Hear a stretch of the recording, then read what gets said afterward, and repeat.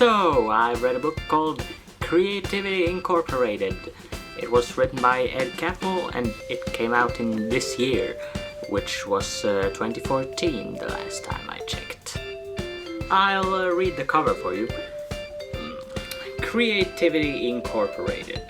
Overcoming the unseen forces that stand in the way of true inspiration. By Ed Catmull, president of Pixar Animation and Disney Animation, with Amy Wallace. They say you can't judge a book by its cover, but this time you kind of can, because if you read the text on the cover, it's pretty obvious what the book is about. I found this book because, well, I just happened to stumble upon a list online of, great books for artists or for creative people or whatever. And well, this book was on it, and since it was about Pixar, I of course found it interesting. Then I kind of forgot about it, but then a couple of weeks later I found myself in a bookstore in Reykjavik, Iceland, and well, there was the book, and well, I had to buy it, of course, and I did, and I read it. The book gives a great peek into Pixar and the secrets behind its success on big movies like Toy Story, Monsters Incorporated, Finding Nemo, WALL-E, etc, etc. And obviously it's a book about creativity. It was actually written for managers, since the author Ed Catmull is a manager himself, and well, some parts of the book can get kind of boring for non-managers, but the book also has lots of just general creativity advice, and also some specific advice for storytellers, for instance. The first part of the book is short but really interesting. It's about the history of Pixar. The author tells about how he invented computer animation in the early 1970s, and since then his lifelong dream was to one day make a feature-length, completely computer-animated movie. Then he founded Pixar along with John Lasseter and Steve Jobs as a division of Lucasfilm. You know, George Lucas, the Star Wars guy. And in 1995, his dream finally came true as Toy Story, the world's first completely computer-animated feature-length movie, was released. And ever since Toy Story, Pixar have been working with Disney, who finally bought Pixar in 2006. And with that came the agreement that Ed Catmull would not only be president of Pixar Animation, but also Disney Animation. So now he's the president of both, but he chooses not to mix those two up with each other. He wants to keep them separate, because he feels that is the best way. And I agree. So even though the first part of the book is really interesting, the book is mainly about creativity, obviously.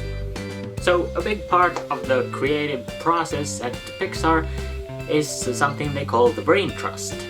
It is a group of different people inside Pixar who gather now and then to these Brain Trust sessions, and well, then a writer or an animator or something like that shows up and shows the Brain Trust some kind of mock-up of the movie. It might be a storyboard or a short animation or something. Then the Brain Trust give their candid opinions on the mock-up, and they tell the person what they think could be changed.